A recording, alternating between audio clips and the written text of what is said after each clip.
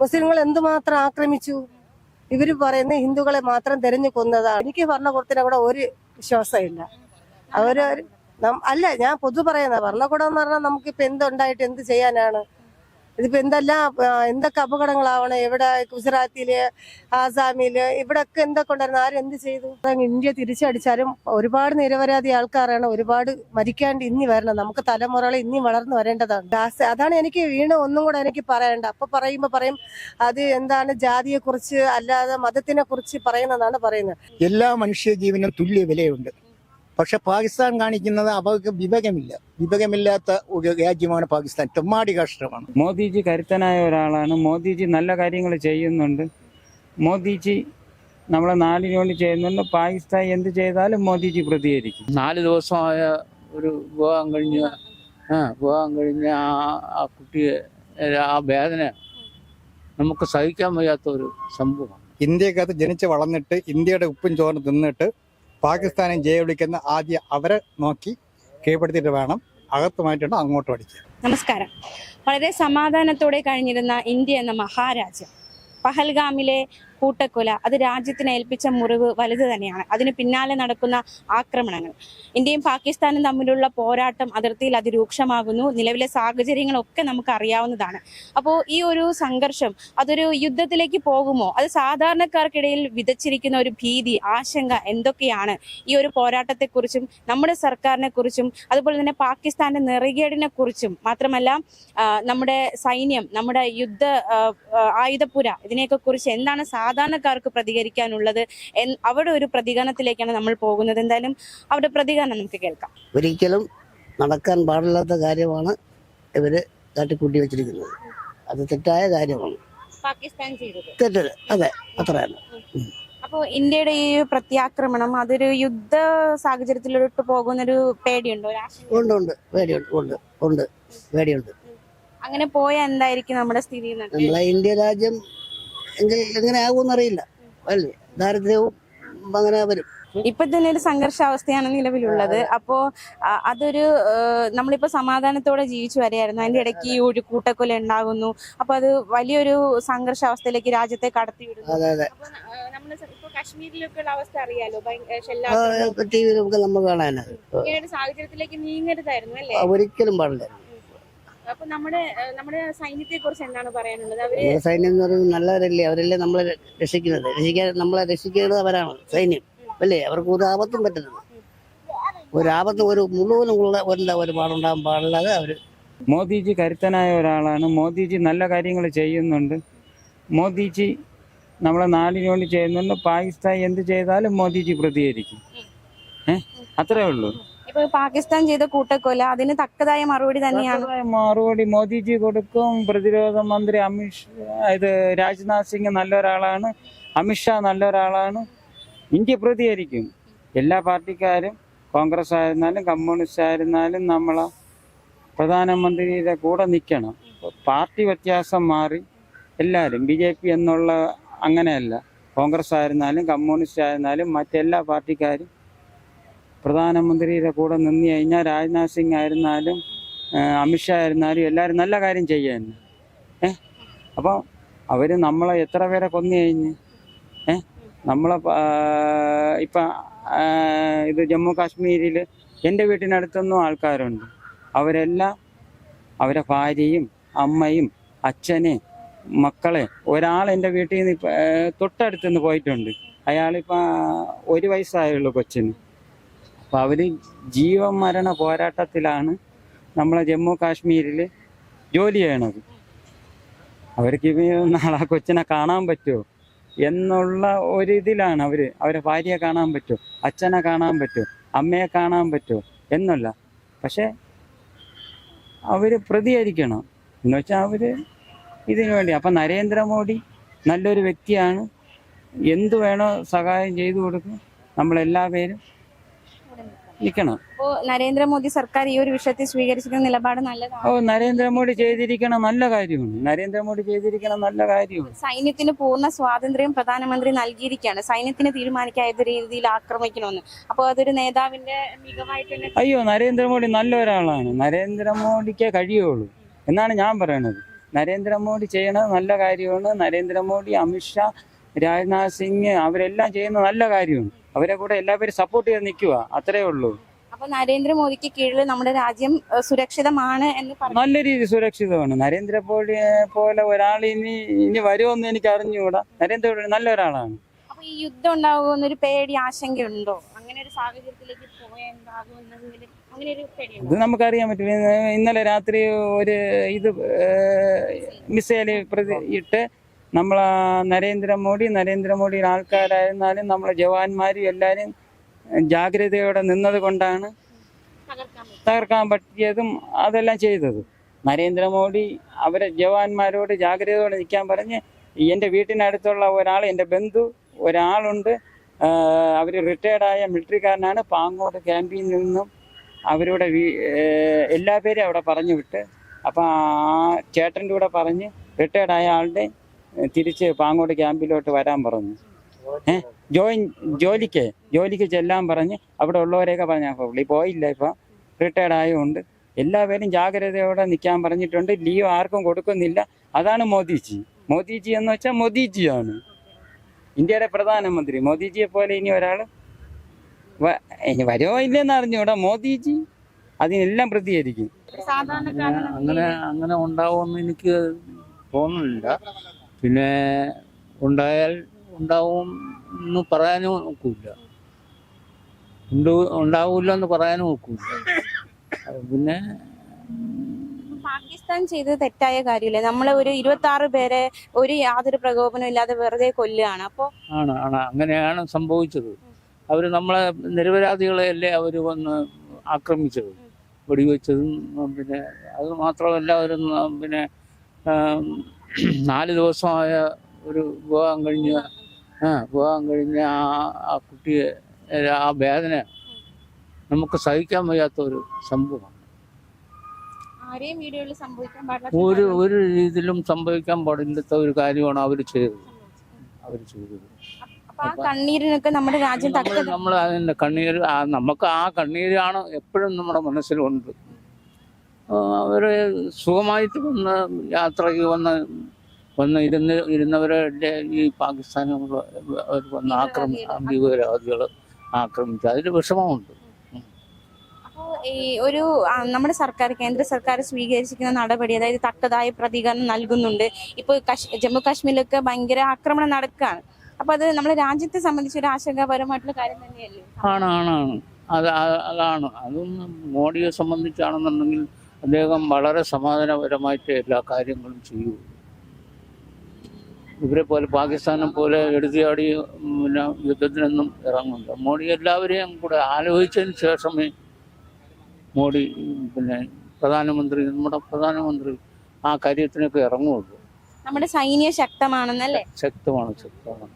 നമ്മുടെ ആയുധങ്ങള് അതൊക്കെ ശക്തമാണ്. അതിലൊന്നും ഒരു ഇതൊന്നുമില്ല. എല്ലാം ശക്തമാണ്. ഇന്നലെ തന്നെ പിന്നെ അവരല്ലേ പ്രകോപനം ആദ്യമായിട്ട് പിന്നെ അടിക്കാനായിട്ട് വന്നത് ഇന്നലെ രാത്രി.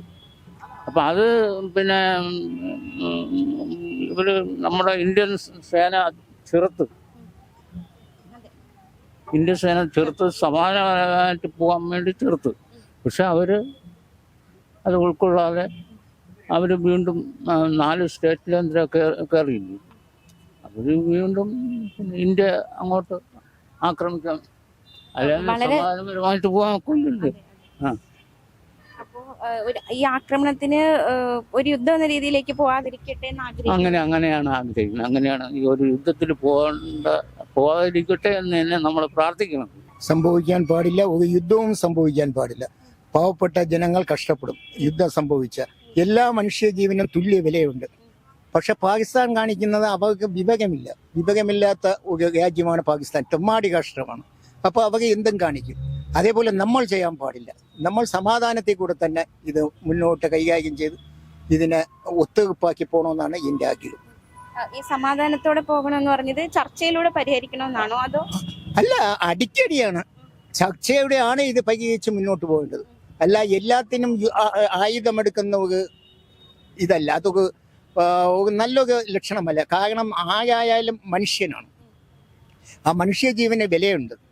ആ ജീവനെ നശിപ്പിക്കാൻ ആകുമല്ല. അപ്പം ഇവർ ക്ഷമയോടെ ചർച്ചയിൽ കൂടെ ഇത് പരിഹരിക്കണമെന്നാണ് എൻ്റെ ലക്ഷ്യം.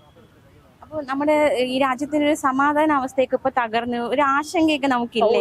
ഇപ്പൊ ആശങ്കയുണ്ട്, യുദ്ധത്തിന്റെ ഭീഷണിയിലാണ് എന്നും പറഞ്ഞാൽ അവർ ഇങ്ങോട്ട് അടിച്ചാൽ നമ്മളെ സൈന്യം തിരിച്ചടിക്കാതിരിക്കില്ല. അത് ചെയ്തേ പറ്റൂ. ഇങ്ങോട്ട് ഒന്ന് തന്നെ അങ്ങോട്ടും കൊടുക്കാതിരിക്കാൻ പറ്റൂല.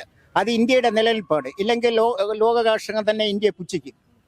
അപ്പോൾ ഇന്ത്യ അണവശേഷിയുള്ള ഒരു രാജ്യമാണ്. അത് അണുവായുധം കാണിച്ച് നമ്മളെ ഭീഷണിപ്പെടുത്തിയിട്ട് ഒരു കാര്യവുമില്ല. ഇങ്ങോട്ട് ചെയ്താൽ നമ്മൾ അങ്ങോട്ടും ചെയ്യും. അത് ഇന്നത്തെ പൗരന്മാർ യാതൊരു കാരണവശാലും അതിന് ബാക്കിലോട്ടല്ല, ഫ്രണ്ടിലോട്ടാണ്. ഇങ്ങനെ ചെയ്യുമെങ്കിൽ അങ്ങോട്ടും ചെയ്യും. പക്ഷെ യുദ്ധം ഉണ്ടാവാതെ ഇരിക്കാൻ വേണ്ടിയാണ് പ്രവർത്തിക്കുന്നത്. ഏത് സമയം യുദ്ധം ഉണ്ടാവല്ലേ, എല്ലാവരും സന്തോഷമായിട്ട് ജീവിക്കട്ടെ. കാരണം ഈ യുദ്ധത്തിന്റെ ഒരു അനന്തര ഫലമൊക്കെ നമ്മൾ ഗാസയിലും യുക്രൈനിലും ഒക്കെ കണ്ടതാണ്. ഒരുപാട് മനുഷ്യർക്ക് കൈയും കാലും ഇല്ലാതെ ഉള്ളതൊക്കെ കണ്ടതാണ്. അതിനെല്ലാം പ്രയാസമുണ്ട്. എല്ലാ മനുഷ്യരാണ്. മനുഷ്യന് ജീവന് വിലയുണ്ട്.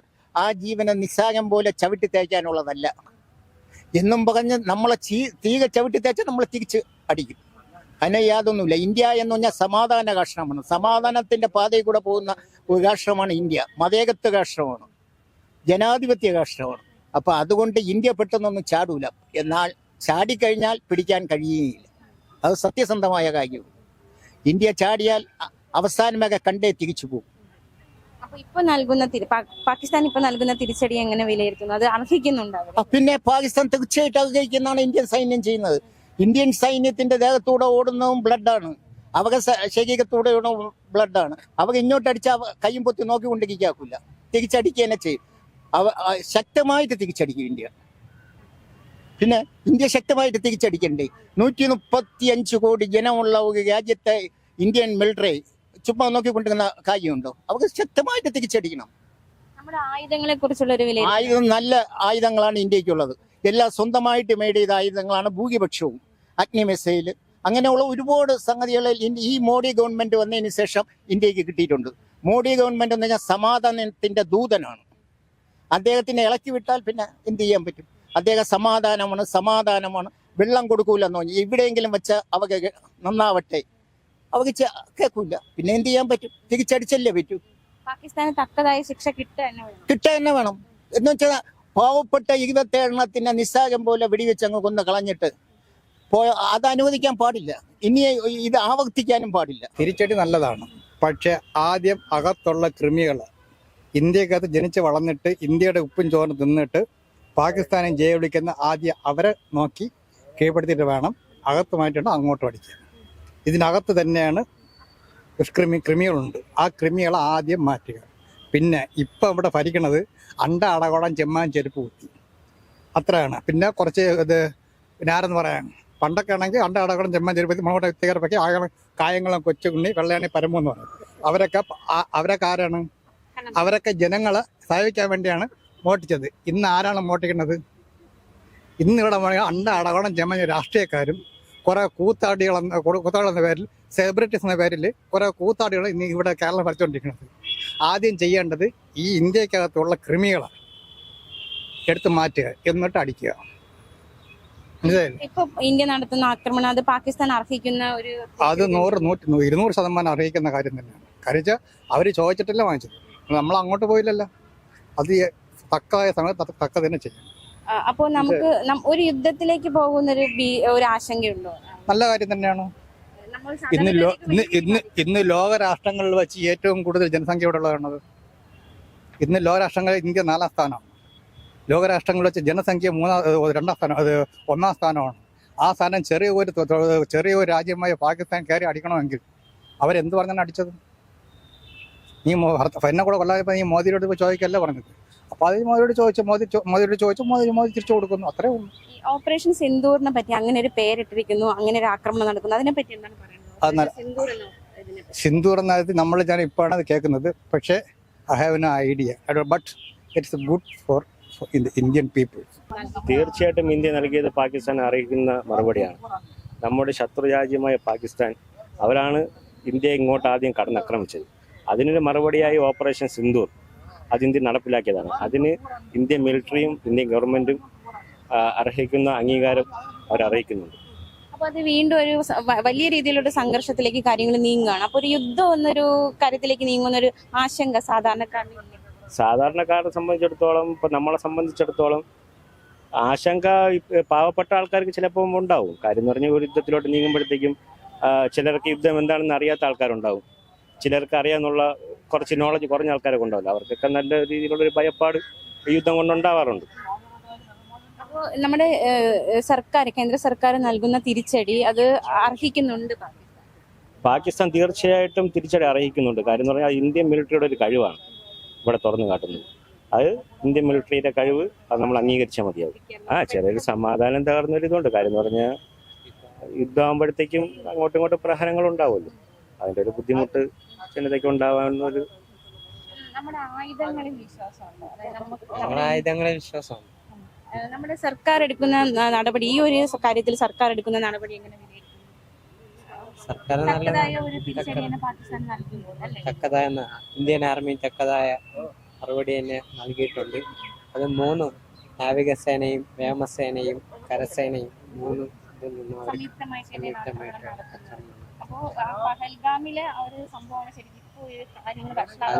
അത് സുരക്ഷാ കുറവ് കാരണമാണ് ആ തീവ്രവാദികൾ നമ്മുടെ രാജ്യത്ത്. അപ്പൊ ആ സുരക്ഷയ്ക്ക് അങ്ങനെ ഒരു കൂട്ടക്കൊല നടക്കരുതായിരുന്നു. കാരണം അല്ലെ, എന്തിനാ മരിച്ചെന്ന് പോലും അറിയാതെ 26 പേരുടെ രക്തം ഇന്ത്യയിൽ വീണിരിക്കുകയാണ്. അപ്പൊ അതിന് തക്കതായ ഒരു മറുപടി നമ്മുടെ രാജ്യം. അതിപ്പോ നമ്മളെ കേന്ദ്രം ഭരിക്കുന്നവരാണ്, കാരണം അവരെ സുരക്ഷ നിയന്ത്രിക്കാനുള്ള. അപ്പൊ ഈ വാർത്തയൊക്കെ കേൾക്കുമ്പോൾ ഒരു സാധാരണക്കാരനെന്ന നിലയിൽ അതൊരു യുദ്ധത്തിലേക്ക് പോകുമോ എന്നൊരു ആശങ്കയുണ്ട്. അതെ, തീർച്ചയായും. യുദ്ധം ഞങ്ങളൊന്നും യുദ്ധം കാണാതെ വന്നവരാണ്. അപ്പോൾ ഒരു യുദ്ധം ഒന്ന് കേൾക്കുമ്പോൾ നമ്മളെ മനസ്സിൽ ഒരു ഭീതി ഉണ്ടാവും. സമാധാനമായിട്ട് കഴിഞ്ഞുകൊണ്ടിരുന്ന ഒരു ഇന്ത്യയാണ്. ഒരു അതെ, എപ്പോ വേണോ എന്ത് വേണോ സംഭവിക്കാം എന്നൊരു. ഇതിന് ഒന്നും ആവശ്യത്തിൽ തലയിടണ്ടായിരിക്കേണ്ടതാണ് എൻ്റെ അഭിപ്രായം. കാരണം എന്ന് വെച്ചാൽ പാവപ്പെട്ട നിരപരാധി ആൾക്കാരെ അവർ കൊല്ലേണ്ടായിരുന്നു. അത് കൊന്നതുകൊണ്ടാണല്ലോ ഇന്ത്യ അങ്ങോട്ട് തിരിച്ചടിക്കുന്നത്. പക്ഷെ അത് ഇന്ത്യ തിരിച്ചടിച്ചാലും ഒരുപാട് നിരപരാധി ആൾക്കാരാണ് ഒരുപാട് മരിക്കാണ്ട് ഇനി വരണം. നമുക്ക് തലമുറകൾ ഇനി വളർന്നു വരേണ്ടതാണ്. അപ്പം അത് ഇന്ത്യ ആയാലും പാകിസ്ഥാൻ ആയാലും അതൊന്ന് നേരിട്ടങ്ങ് ഒന്ന് ഒരു സമാധാനത്തിന്റെ നിലയിൽ പോവേണ്ടതാണ്. പക്ഷെ ഇവർ കൊന്നവരെ തന്നെ അവർ തെരഞ്ഞു കൊല്ലേണ്ടതാണ്. പക്ഷെ അതിൽ ഒരുപാട് പേര് ചാകുന്നത് നിരപരാധിയുള്ള ആൾക്കാരാണ് ചത്തുകൊണ്ടിരിക്കുന്നത്. അത് എൻ്റെ അഭിപ്രായം വെച്ചാൽ ഇനി ഒരുപാട് തലമുറകൾ വളർന്നു വരേണ്ടതാണ്. ഇതൊന്നും വേണ്ടെന്നാണ് നല്ല അഭിപ്രായം. അപ്പൊ നമ്മുടെ നാടിനൊരു സമാധാനം ഐക്യതയൊക്കെ ഉണ്ടായിരുന്നു, അത് ഇപ്പൊ നഷ്ടമായി എന്ന് തോന്നി. ഈ 2-3 ദിവസങ്ങൾക്കുള്ള ആർക്കിപ്പോ സമാധാനം ഇല്ല. ഒരേ ദിവസം എന്ത് സംഭവിക്കും, ഏത് സംഭവിക്കുമെന്ന് നമുക്ക് തന്നെ കടലടിക്കണത് പോലെ ഉള്ളൊക്കെ ആഞ്ഞടിച്ചുകൊണ്ടിരിക്കുകയാണ്. ഇത്രയും ദിവസം അങ്ങനെ ഒരു സമാധാനത്തിൽ ജീവിച്ചങ്ങ് പോയതാണ്. പക്ഷെ പാകിസ്ഥാൻ അങ്ങനെ ചെയ്യണ്ടായിരുന്നു എന്നാണ് എൻ്റെ അഭിപ്രായം. അപ്പൊ ഇതൊരു അടിക്ക് തിരിച്ചടി എന്നതിൽ നിൽക്കുക, മറ്റേ യുദ്ധത്തിലേക്ക് പോവാതിരിക്കണ്ട. അതാണ് അവർ 25 പാവങ്ങളെ കൊന്നിട്ടുണ്ടെങ്കിൽ അതുപോലെ തന്നെ അവർ അതേമാതിരി തന്നെ കൊല്ലുന്നതാണ് എൻ്റെ അഭിപ്രായം. അതാണ് എൻ്റെ അഭിപ്രായം. അല്ലാതെ ബാക്കിയുള്ളവരെയും തിരിച്ചടിക്കുകയോ അങ്ങോട്ടൊന്ന് പോയി കഴിഞ്ഞാൽ പിന്നെ വഷളായിക്കൊണ്ട് തന്നെ ഇരിക്കും യുദ്ധങ്ങൾ. തമ്മിൽ ഇന്ത്യയും പാകിസ്ഥാനും ചെയ്തുകൊണ്ടിരിക്കുമ്പോൾ നമ്മളെപ്പോലെ തലമുറയ്ക്കും പിള്ളേർക്കാണ് അത് ബാധിക്കുന്നത്. യുദ്ധം എന്തായാലും ഉണ്ടായ അത് ഒരു സാധാരണക്കാരെയാണ്. കാരണം നമ്മൾ ഗാസയിലെ കാര്യമൊക്കെ അതാണ് എനിക്ക് ഒന്നും കൂടെ എനിക്ക് പറയണ്ട. അപ്പൊ പറയും അത് എന്താണ് ജാതിയെ കുറിച്ച് അല്ലാതെ മതത്തിനെ കുറിച്ച് പറയുന്നതാണ് പറയുന്നത്. പക്ഷെ ഒരുപാട് പാവങ്ങളായ കുഞ്ഞുങ്ങളെ, ഗർഭിണികളായാലും ആ പ്രസവിച്ച കുഞ്ഞുങ്ങളായാലും പച്ചയ്ക്ക് ചുട്ടെരിച്ച് കൊന്ന കാലങ്ങളുണ്ട്. പിന്നെ ഒരു പശുവിനായാലും പള്ളിയിലായാലും എന്ന് പറഞ്ഞ് ജാതി മതത്തിനെ കുറിച്ച് ചെയ്ത കൂട്ടങ്ങളും ഉണ്ട്. അന്ന് ആരും ഒന്നും പ്രതികരിച്ചില്ല. കാരണം ആ പ്രതികരിക്കാത്ത വെച്ചാൽ എന്നായാലും ലോകം എന്നായാലും അവസാനിക്കുമല്ലോ. ആ ഒരു കാലഘട്ടമാകുമ്പോൾ അതെല്ലാവരും ദൈവം പ്രതികരിച്ചോളൂ എന്നുള്ളത് ധാരണയായിരുന്നു. അങ്ങനെയുള്ള കാലഘട്ടമായിരുന്നു. കാരണം എനിക്ക് ഭരണകൂടത്തിനെ കൂടെ ഒരു വിശ്വാസമില്ല. അല്ല, ഞാൻ പൊതു പറയുന്നത് ഭരണകൂടം എന്ന് പറഞ്ഞാൽ നമുക്കിപ്പോൾ എന്തുണ്ടായിട്ട് എന്ത് ചെയ്യാനാണ്? ഇതിപ്പോൾ എന്തൊക്കെ അപകടങ്ങളാവണം. ഇവിടെ ഗുജറാത്തില്, ആസാമില്, ഇവിടെയൊക്കെ എന്തൊക്കെ ഉണ്ടായിരുന്നു. ആരും എന്ത് ചെയ്തു? ആരും ഒന്നും പ്രതികരിച്ചില്ല. എന്തോ ഒരു മുസ്ലിങ്ങളെ കൊന്നുകൊണ്ട് മുസ്ലിങ്ങൾ എന്തുമാത്രം ആക്രമിച്ചു. ഇവര് പറയുന്നത് ഹിന്ദുക്കളെ മാത്രം തെരഞ്ഞു കൊന്നതാണെന്ന്. അത് ചെയ്തത് വളരെ തെറ്റാണ്. അത് ഒരിക്കലും ഞാൻ ന്യായീകരിക്കൂല. അത് ഒരിക്കലും ചെയ്യരുതായിരുന്നു. കാരണം ഒരുപാട് കുടുംബ ജീവിതം ഒരുപാട് പേർക്ക് അച്ഛനും ഭർത്താവും നഷ്ടപ്പെട്ടു പോകും. അതുപോലെ 6 ദിവസം കല്യാണം കഴിഞ്ഞ ഒരു പെണ്ണും കൂടെയാണ്. അവളുടെ ജീവിതമാണ് തട്ടിപ്പറിച്ച് അങ്ങ് എടുത്തത്. അത് ചെയ്തതിന് മറുപടി തിരിച്ചു കൊടുത്തേ പറ്റൂ. ഇന്ന് ഇവിടെ ഒരുപാട് കാര്യങ്ങൾ നടക്കുന്നു. ഈ ജാതിയുടെയും മതത്തിൻ്റെയും പേരിലൂടെ ഒരു കാര്യങ്ങൾ നടക്കുന്നു. ഈ അവർണരും സവർണരും എനിക്ക് ഈ ഗവൺമെന്റിനോട്ടും രാഷ്ട്രീയക്കാരോട്ടും ചോദിക്കേണ്ട ഒരേ ഒരു ചോദ്യം, ഈ അവർണർ ആരാണ്, സവർണർ ആരാണ്? ഇത് രണ്ടിനും വ്യത്യാസം ഒന്ന് പറഞ്ഞു തരാൻ പറ്റുമോ എന്ന് ചോദിക്കും. ഈ അവർണരും സവർണരും, അവർണറിന്റെ അർത്ഥം, സവർണറിന്റെ അർത്ഥം, ഇത് ആര് എവിടെ എങ്ങനെ കൊണ്ടുവന്നു?